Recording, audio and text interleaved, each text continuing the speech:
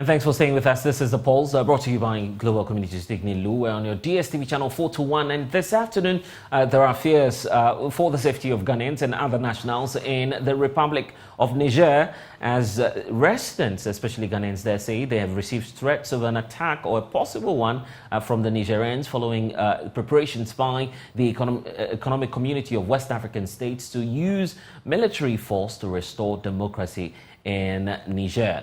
The country was taken over by a military regime after seizing power from the democratically elected president. Military chiefs of ECOWAS countries have been meeting in Abuja, Nigeria, deliberating on the political situation in the sub-region, and they say they have no choice but to send troops to deal with the situation. Well, I've been looking at the discussions happening after day one of the meeting, which will be wrapping up in the next 24 hours.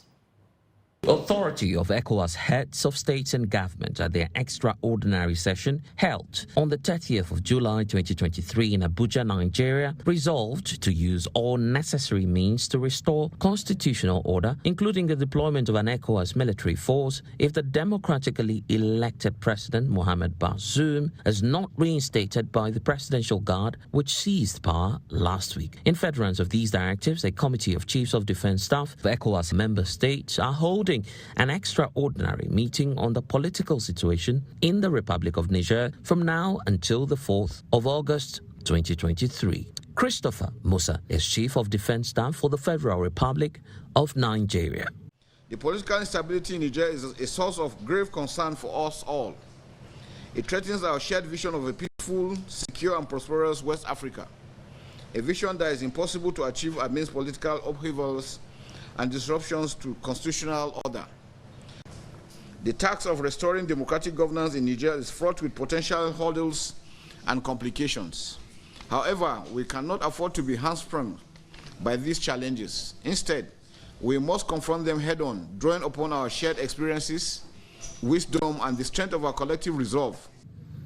Niger's new military ruler quickly reacted by lashing out at neighboring countries and the chiefs of defense staff, as well as the international community, in a nationally televised speech Wednesday night. General Abdurrahmani Chiani warned against any form of foreign meddling and military intervention against the coup d'etat. Regarding certain foreign partner powers, we, like the overwhelming majority of the people of Niger, were surprised by their eagerness to condemn the seizure of power by the National Council of the Safeguarding of the country, to pronounce sanctions against Niger and its people, and to put a de facto end to their security cooperation. This hostile and radical attitude brings no added value neither in the resolution of the new situation born of the seizure of power by the National Council for the safeguarding of the country, nor of our hitherto common fight against terrorism. It is unclear the manner in which ECOWAS intends to deploy its forces into the Republic of Niger. However, Joy News is learning that the Ghana Armed Forces will contribute their troops once the green light is given. Dominic Nitu is Minister for Defense. ECOWAS has given the junta a one-week ultimatum to hand over or face severe consequences, including the use of force. After the 1 week, we will seek the direction of the presidents exactly what they will do. But I can say that the member states are ready. Meanwhile, the Commissioner for Political Affairs, Peace and Security of the ECOWAS Commission, Abdel Fattah Musa, tells Joy News that it is worrying that terrorism has implanted itself in the West Africa sub-region, and the trend, he says, is growing towards the coastal states.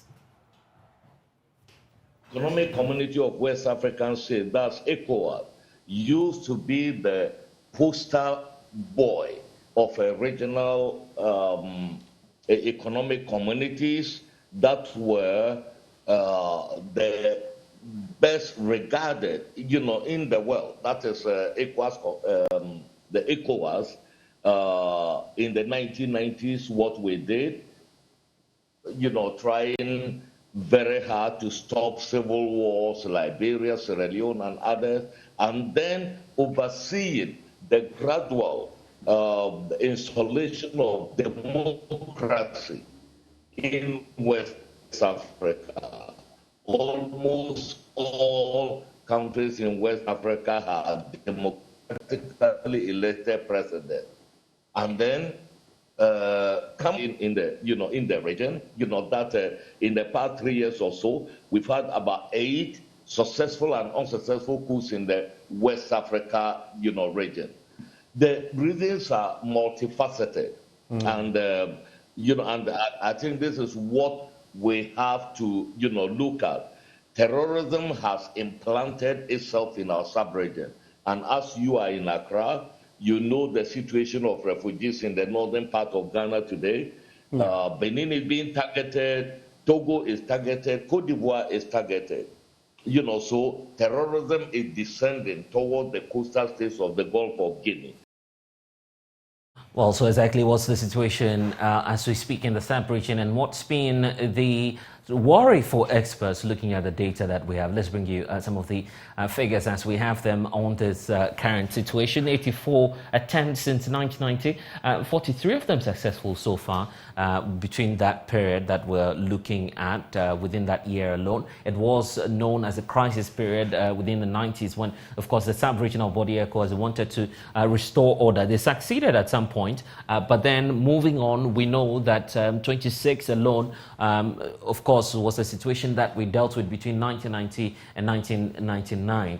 Moving into the next decade of 2009, the West Africa sub-region was dealing, and specifically talking continent-wide, we're dealing with about 36 of them, 13 between 2000 and 2009. And when you put these two figures together, you would obviously be getting the tabulation of over 40 cases that we're dealing with. But within the sub-region alone, 5 countries are under the control and entire regime that is known to be military. But how do we avert this, and how do we restore stability to the West Africa area? Let's bring in Dr. Ishmael Hulavo, who is a political and international relations expert, joining us here for a discussion on this. We'll be connecting to Abuja as well together very late as well. We understand that there's a demonstration as we speak, pro-coup demonstration. That's the report we're getting. We'll find out more shortly. Dr. Hulavo, thank you for spending some time with us. So the ECOWAS military chiefs indicating that they have, of course, obviously no choice now but to just go ahead with the directives given by the heads of state. Do you feel that force is the way out of this? Good afternoon, and then good afternoon to your viewers. Force as a means of restoring democracy have quite an unpredictable end, because in any conflict situation where you have to use arms, no matter how you think that your opponent is not well armed, you cannot predict the end from the beginning. I also of results in this because Dr. Hulavo, we seem to be losing you intermittently. Doc, if you can hear me, just take that point for us again, because we are losing you intermittently.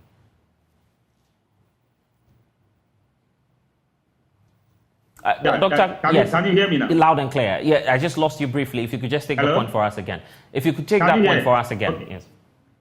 Okay, so I'm saying that as you can see the situation unfolding in Niger, the use of force is quite going to be difficult from where I'm standing, because there clearly seems to be a constituency in Niger that seems to have the support of the coup makers.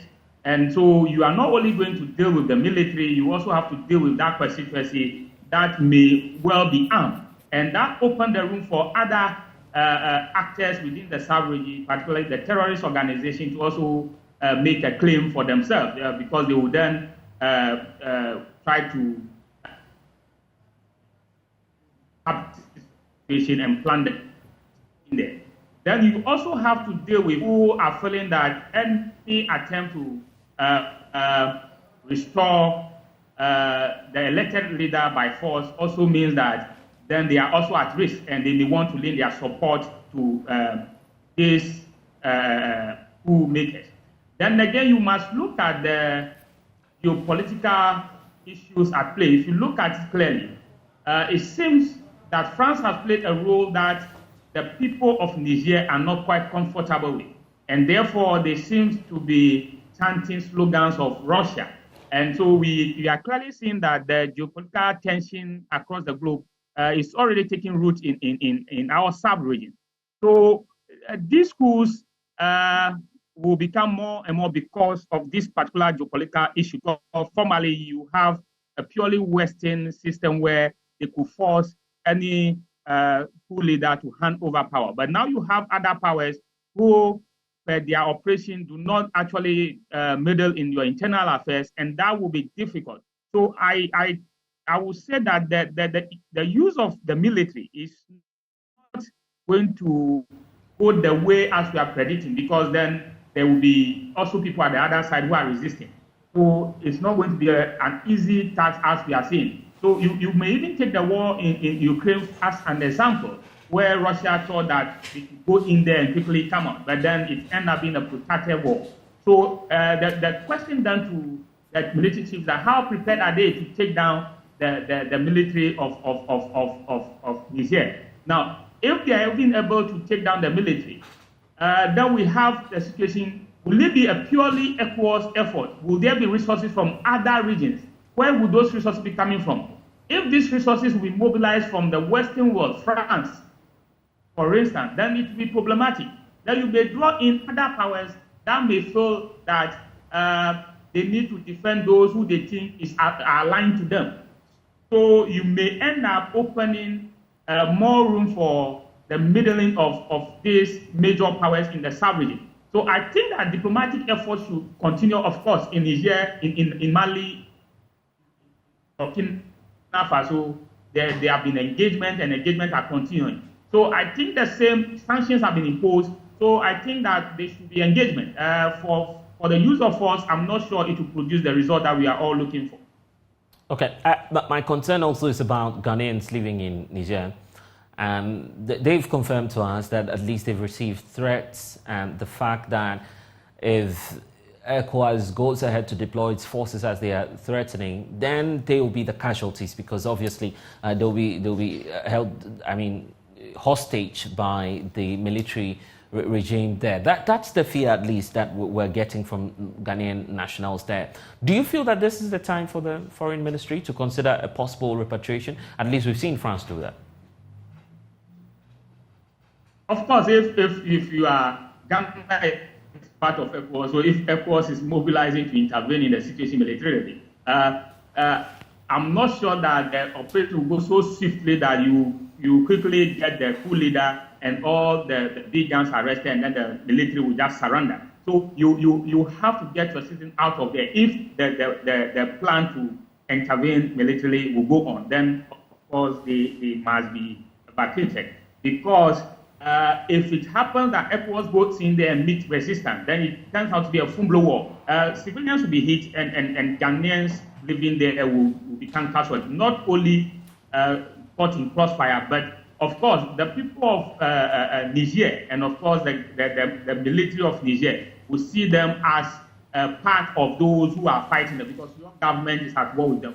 What it means is that once we join ECOWAS to try to intervene militarily, to kind of restore the democratically elected government there, the coup makers would declare all the countries involved as enemies, and therefore your citizens as enemies. As you see, the ordinary people on the street demonstrating in Niger are also targeting foreigners, and therefore ECOWAS citizens will become targets once the plan of ECOWAS coming in militarily is confirmed. That it means that your government is against them, and therefore they will become victims of some forms of attack. So it is important for the Ministry of Foreign Affairs to consider bringing them home if the plan to intervene militarily will go on. We need to get them out. And these are some of the implications of it. It seems like as ECOWAS, we are virtually militarizing the cooperation, in the sense that if you take on Niger and you are able able to force them kind of restore the elected leader, you have not solved some of the underlying causes of the coups, such as the general of democracy within the region. And indeed, when we talk about democratic backsliding, there are various indicators of it. Some of the established democracies under elected leaders in this sub-region today are virtually backsliding. When you have countries where elections are already won before they are organized, that is not democracy. If you don't deal with that, if you don't call out those countries openly and deal with those issues, you end up on the ultimate of coup d'etats. If journalists are being tormented in their work and you don't deal with it, you will have the ultimate of coup. So coup is just a gradual graduation of some of these backsliding of democracy. So ECOWAS must look for structures that would address some of these backsliding issues. If you don't deal with the underlying issues, then you will continue to have to intervene militarily to stop coups, because coups don't happen overnight. It takes built up of so many issues to lead to the ultimate where somebody thinks that the condition is conducive, and I'll get forth when I organize coup. Right. So, for instance, yes, government have to address various democratic institutions. Here's the point. Over the weekend, we didn't pay too much attention to it, but it's instructive to know that our president was part of the meeting over the weekend on Sunday. He's supervised, chaired the community, ECOWAS, and during his time, at least we recorded two major incidents in terms of military takeover. Do you feel that he should have brought his expertise to bear, knowing that using force, as you, the experts, are telling us, may not be the smooth way out of this?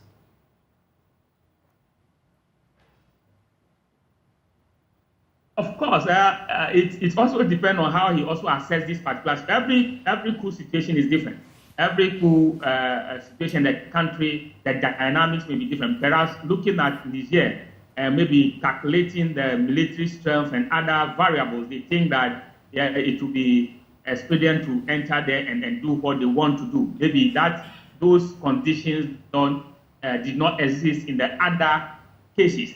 But if you look at some of the issues that crop up during President Akufo-Addo's tenure as ECOWAS chairman that he was able to deal with, if you look at the settlement he entered in Togo, now that settlement virtually allowed Yadema to continue ruling, virtually allowing the term limit to go. You see, when you settle some of these issues like this, you create a room where people would then begin to doubt the democratic enterprise.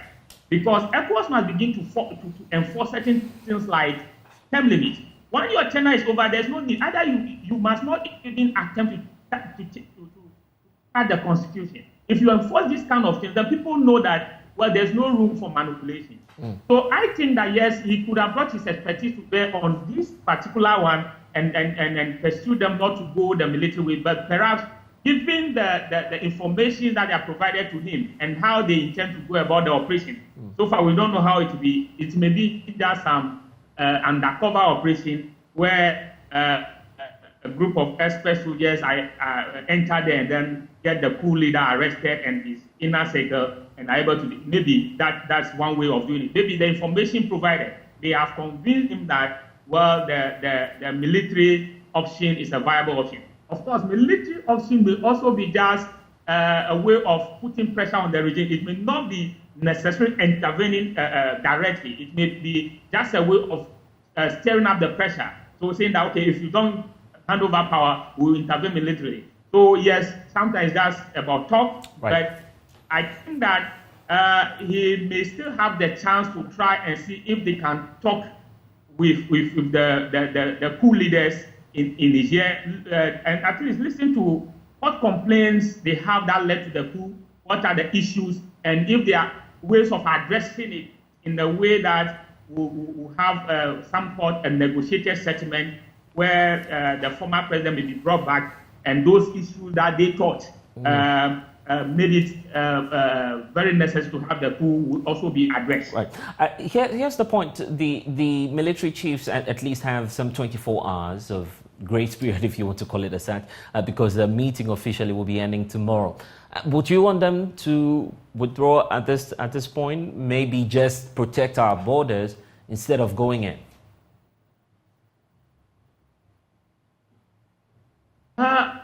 Well, as I said, they have most of the military strategies. They have drawn up their plan. They have, because I'm sure before they want to go in, they want to understand. They have understood the military might of Niger. They have understood the weaponry that they are also commanding. And for me, I would say that they could extend the time and give room for more negotiation. Of course, you set your own time.